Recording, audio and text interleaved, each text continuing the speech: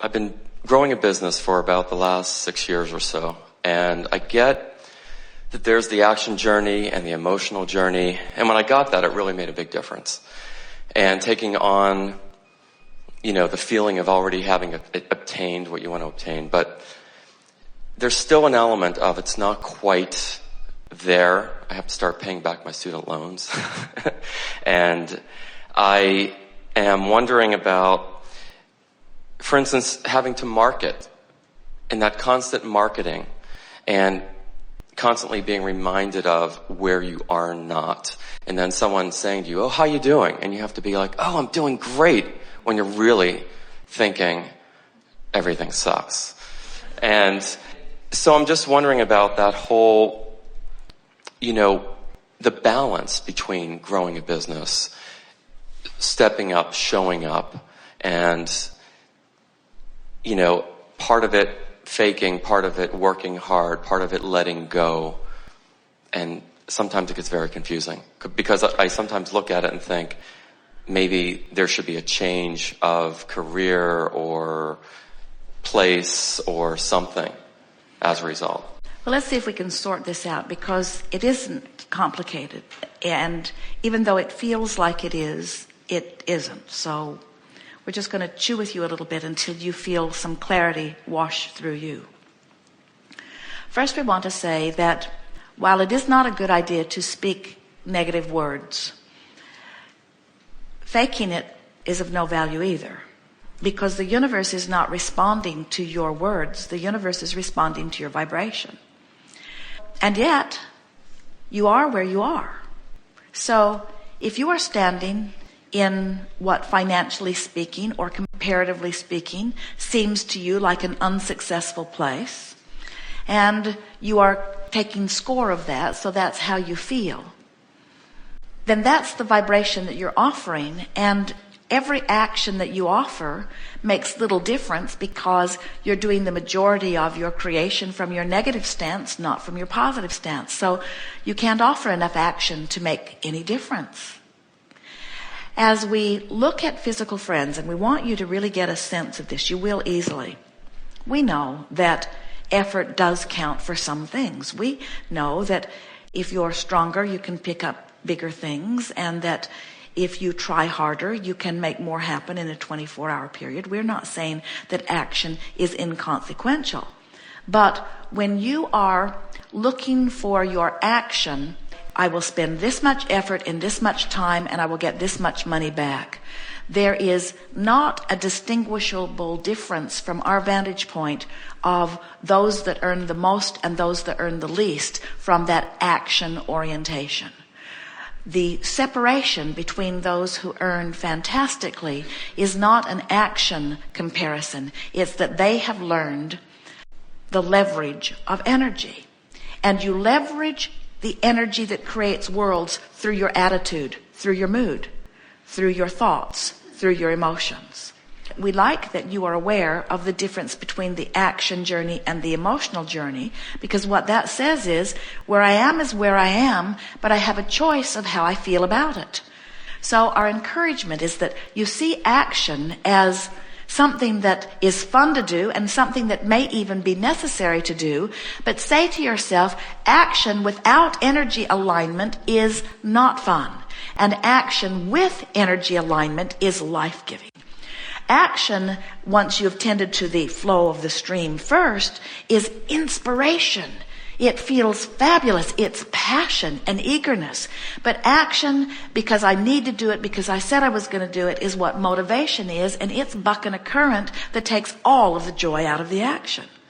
So what you want to say is, I'm going to do as much as I can do, and I'll do what I need to do, but I'm going to do a better job of tending to my placement in the stream first. That's primary. And then everything else I have time for.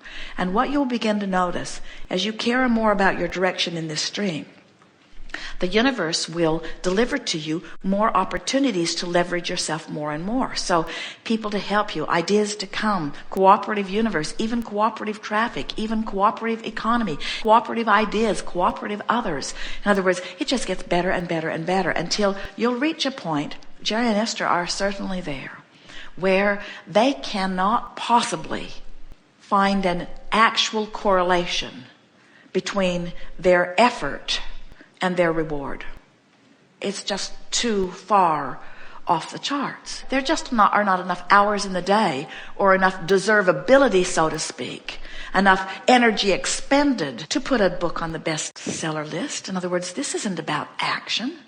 There were not big advertisements that went out. This was about a vibrational stance, an alignment, and a cooperative universe, and the inspiration of people who received the feeling impulses to respond. You see what we're getting at?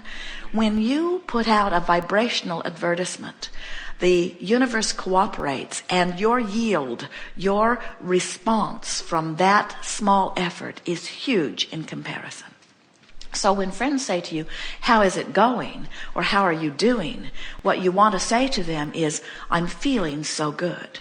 And they'll say, oh, are you feeling good in response to fabulous results? And you might want to say to them, you might not, depends on who they are, I'm feeling good because I'm choosing to feel good in anticipation of fabulous results. And if they say, oh, well, seems a little premature, you're feeling pretty good without any evidence, you say, my feeling of eagerness is all the evidence I've ever needed, because when I feel like this, it's a sure thing. I'm on the brink of great things and I'm celebrating in advance.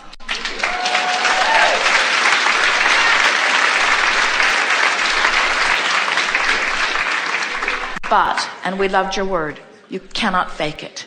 If you don't feel that way, your words come off empty and hollow. If you don't feel that way, your advertisement to the universe is far different than the one that you want to offer. In other words, you've got to feel it, and that is your work. That is the creative work. That's the art of allowing. Reaching for relief, reaching for relief, reaching for relief, reaching for relief, reaching for relief.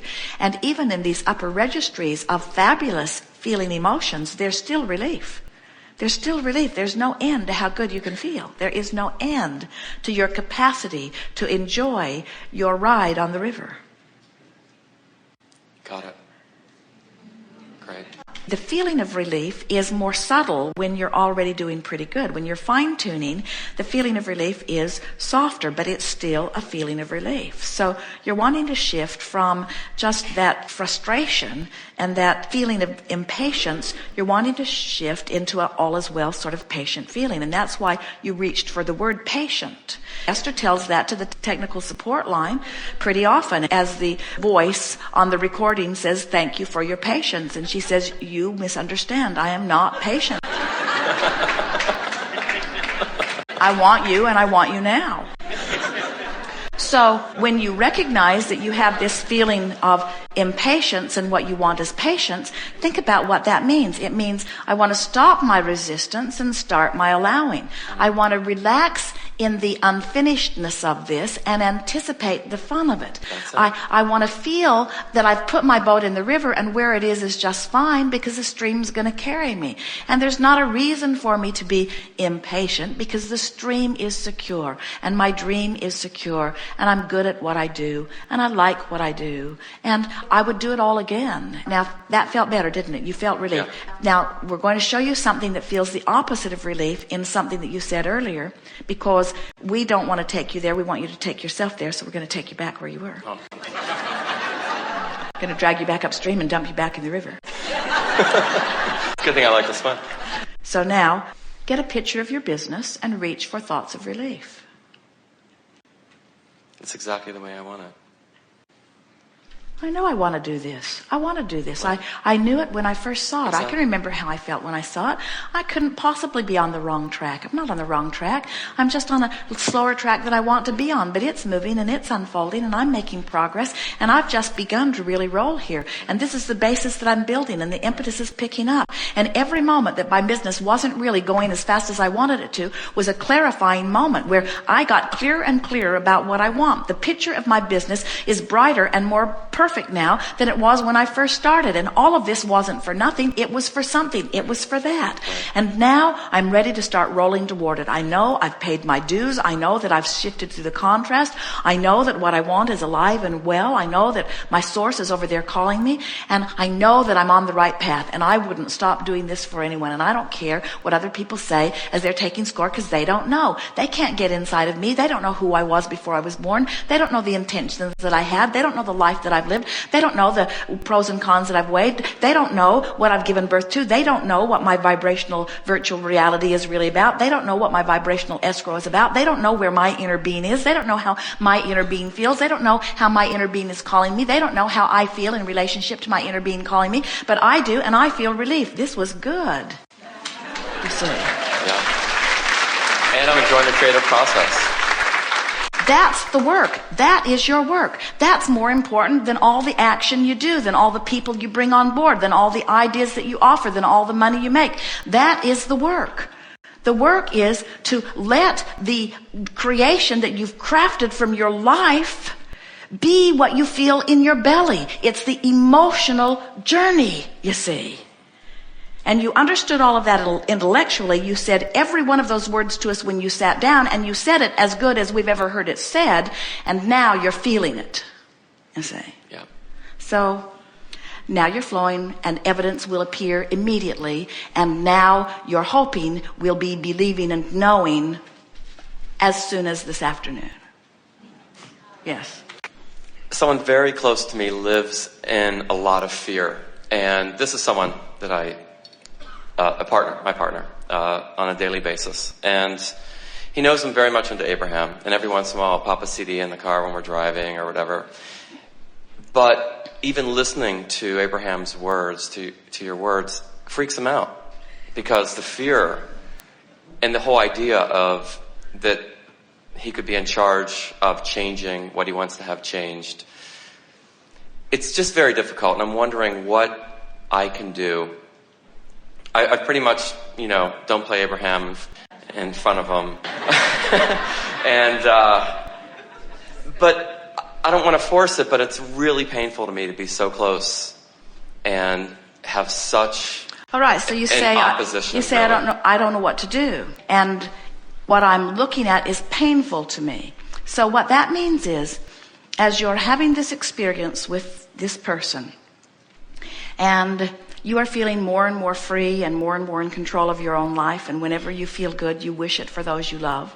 So you are creating a dream or a creation that has this person's well-being in it. In other words, you want for this person something that you see this person is not living. And the more you see him fearful, the more you want him to relax. The more you see his frustration in life, the more you want him to feel better. So your dream about him and how he feels is getting stronger and stronger and stronger. So now, when you let what he's living and how he's feeling attract your attention, so that you're looking at what is rather than at the dream that what is has helped you create, now you're getting separated from your stream on this subject, so you can't help him. In other words, whether he's fearful over something else and now you're fearful because he's fearful, you're still fearful and you've got nothing to give him. So again, you've got to take an emotional journey. You have to be hopeful about his well-being, even when the evidence doesn't show it, in the same way that you have to be optimistic about your business before the evidence shows it. And it's tricky because most of you have trained yourself completely to just sloppily look around and have knee-jerk emotional responses to what is. So if you see something really cute on television, you say, oh, that's so cute. And if you see something really horrible, you say, oh, that's so horrible. But you act like you don't have control of the remote. You act like it's just your job to look around, and whatever's there, it's your responsibility to absorb it and vibrate it and live a little of it. And we say, you don't do that when you go to the food buffet. You don't say, well, I hate most of this stuff, but give me a little bit of all of it. Everybody's eating it, I guess I should too. And you don't say, I don't want that, and I don't want that, and I don't want that, and I don't want that, and I don't want that, and I've had that. I don't ever want that. I don't want that. I don't want that. I don't want that. And the person behind the counter is saying, well, this might go faster if you just tell me what you do want. And so most of you are giving most of your vibration, which law of attraction is responding to, in response to what you're observing, and you're sloppy observers. Where if you care about how you feel, then you start selectively sifting. So you have, without even knowing you've been doing it, you've created a vision of this life together.